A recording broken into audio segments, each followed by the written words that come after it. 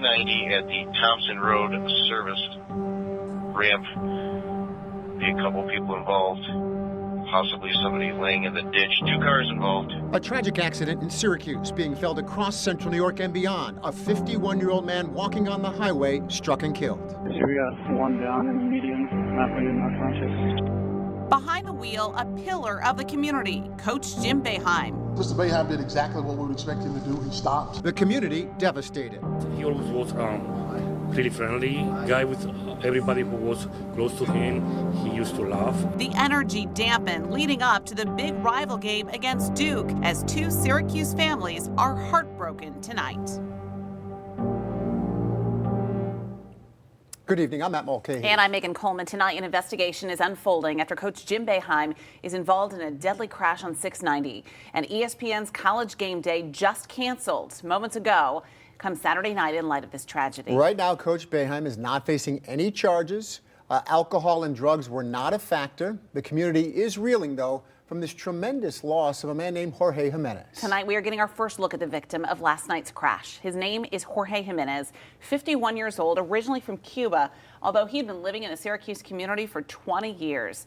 This photo was sent to us by Brian Hernandez, who says Jimenez is his stepfather. He's remembered as a sincere and caring person with 3 sons and a daughter.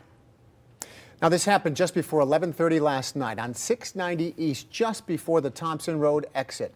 A couple of hours after the SU Louisville game at the Dome, investigators say the initial car lost control, hit a guardrail, it spun out, it was left in the middle of the road. Several people in that car got out and walked out onto the edge of the highway trying to get to safety. That's when police say Coach Boeheim, trying to avoid that crash car in the center, hit Jimenez, who was on that left side of the road. Jimenez was rushed to Upstate Hospital, where he later died.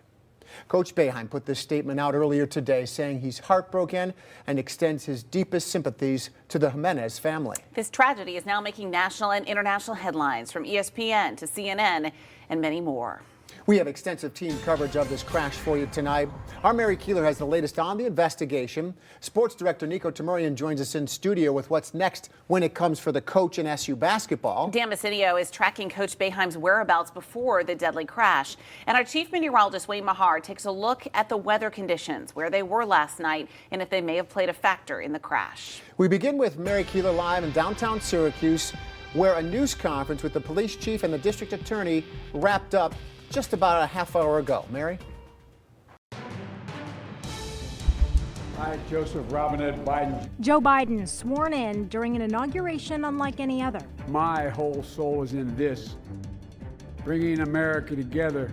His message of unity as he becomes the nation's 46th president. Ready to get to work, the long road ahead for the Biden administration and how they're getting started on day 1. An aggressive approach to COVID-19, what President Biden vows to do to curb the spread.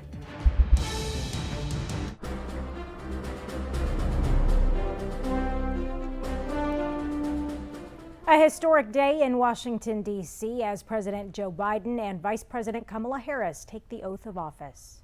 Disagreement must not lead to disunion. And I pledge this to you. I will be a president for all Americans. Biden delivered his speech from the same place rioters swarmed just 2 weeks ago today, calling for unity. With boarded up businesses, guarded checkpoints, and armed forces, this Inauguration Day looks very different than in years past. The heavy security presence includes 25,000 National Guard members. Among authorities on alert, nearly 50 Austin police officers sent to help with security. Right now, after one of the longest and most heated elections in America history, or we have ever witnessed, President Biden is now ready to get to work. Scott Thuman reports Biden promised to change the country's course and overcome countless obstacles we face right now. In their first tweets as president and vice president, both are eager to get to work. Vice President Harris tweeted, "Ready to serve," and the president said, "There is no time to waste." President Biden signed 15 executive orders on his first day on the job. That includes rejoining the Paris Climate Accord, ending the Trump travel ban from predominantly Muslim countries, and implementing a 100-day mask mandate for federal property and during interstate travel. Now, Texas lawmakers say there are some challenges ahead for Biden. We have more coverage ahead. Coming up at 5:15, President Biden's plan to tackle the pandemic. And on CBS Austin News at 6, Texas lawmakers at the inauguration weigh in. At 6:30, what we can expect for Biden's first 10 days in office. Dealing with fallout after a violent mob storms the U.S. Capitol. The government did this to us. We were normal, good, law-abiding citizens, and you guys did this to us. The significant damage left behind. Growing calls to remove President Trump from office. If there ever was an impeachable offense, what the president did was it. How the final days of his presidency could play out. Ramping up security.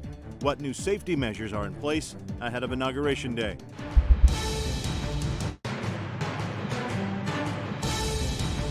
All quiet on Capitol Hill today, a very different scene from just 24 hours ago when Trump supporters stormed the Capitol. 300 National Guard members are maintaining a perimeter around the complex now. The Secret Service is ramping up security at the White House, Naval Observatory, and Secret Service headquarters. With just 13 days remaining of the Trump administration, there are calls for the president to once again be impeached or for lawmakers to invoke the 25th Amendment, removing Trump from office. Senate Minority Leader Chuck Schumer put out a statement this evening saying this president should not hold office one day longer. House Speaker Nancy Pelosi is also joining that push. If the vice president and cabinet do not act, the Congress may be prepared to move forward with impeachment. Invoking the 25th Amendment would require Vice President Mike Pence and a majority of the cabinet to vote to remove Trump from office due to his inability to discharge the powers and duties of his office. 4 people died, including one woman who was shot by police as she tried to climb through a window. 3 others died of medical emergencies. More than 60 have been arrested, and one of them is facing a weapons charge. Washington's mayor has extended a public emergency order through Inauguration Day. The head of the Capitol Police Union is calling for the chief to resign, saying riots showed failure of leadership at the very top. Damages at the Capitol are being tallied inside and out of the building now. Windows are boarded up today after protesters breached the building yesterday. Crews already putting up a 7-foot non-scalable fence around a wider perimeter of the building through at least Inauguration Day. More White House staffers are resigning. Today, it was Transportation Secretary Elaine Chao, the first cabinet member to quit in the aftermath of yesterday's riots. So far, at least 7 White House staff members have resigned. Here in Texas, Democrats are calling for Senator Ted Cruz to resign and for a Justice Department investigation. Just 6 senators voted to throw out Arizona's electoral votes, including Cruz, who helped raise the objection. As Capitol Hill begins to heal now, the president's role in yesterday's events is under intense scrutiny, as well as raising questions about what he may do in his final days in office. Atra El-Nashar is live in Washington now with how lawmakers are trying to minimize his ability to create chaos. Atra?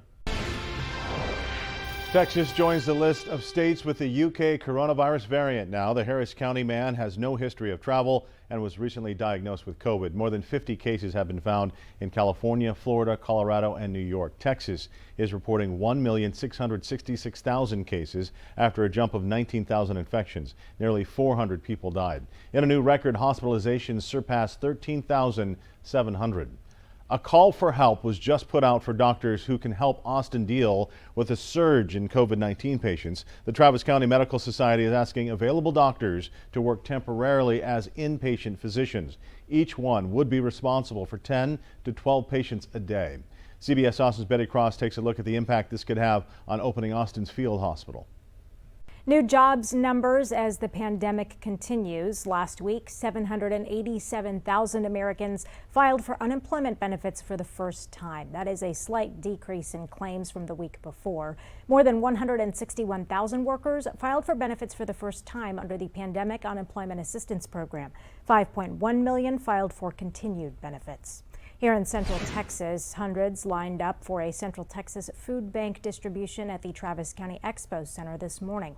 The next drive-through event is this Saturday at ACC Kyle, starting at 9 a.m.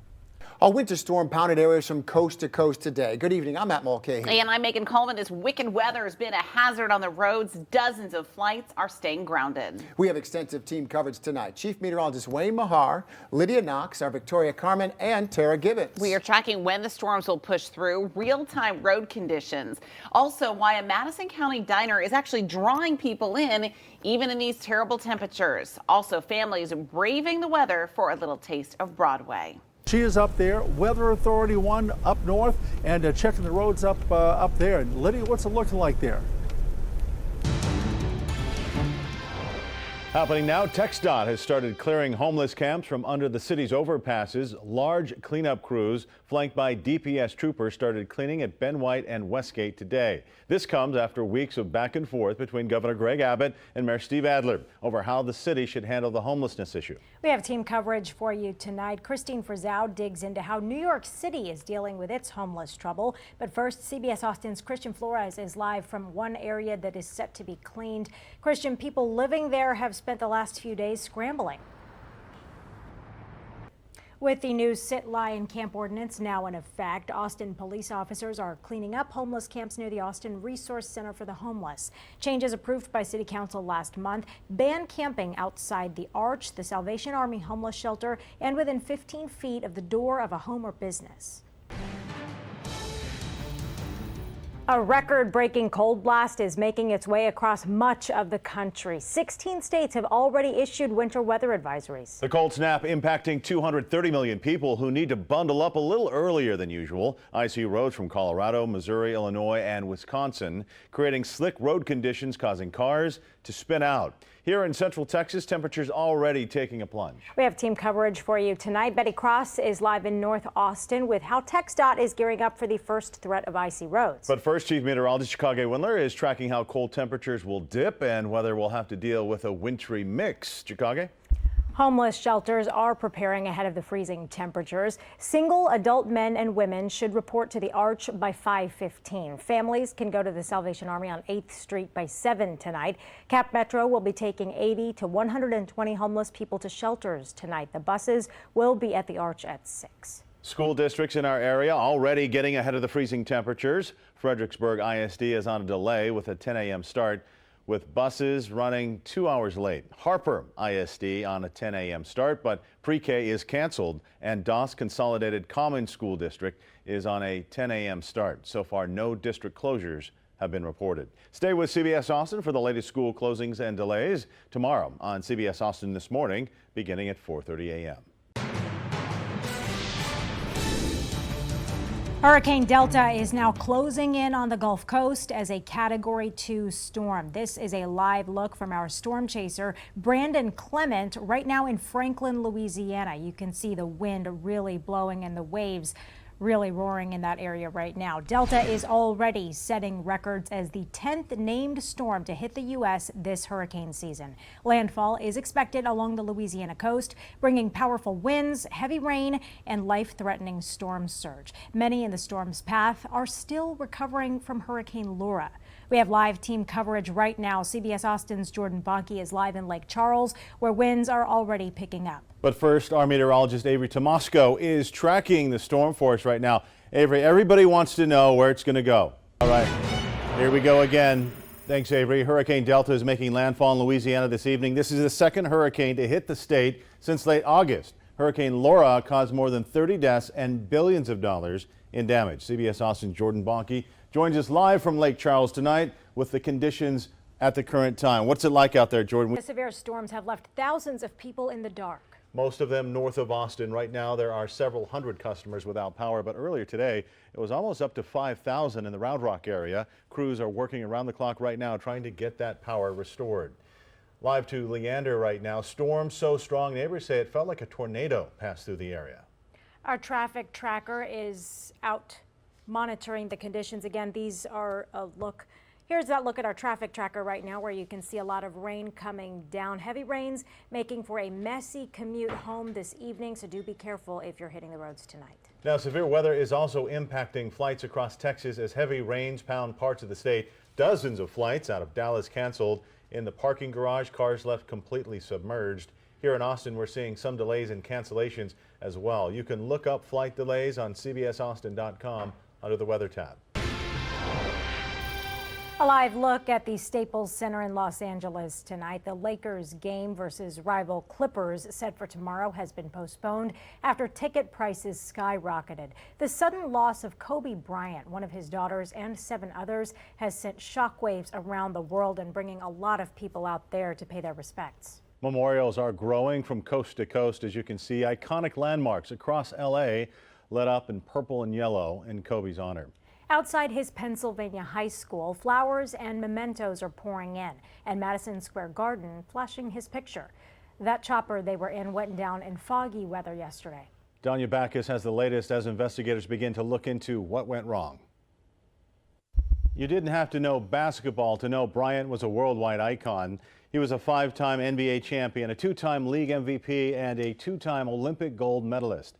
After his retirement in 2016, he traded slam dunks for storytelling. He created an animated short film that earned him an Oscar. In one of his final interviews earlier this month, Bryant said he had moved on from the game until his daughter, Gianna, picked up where he left off.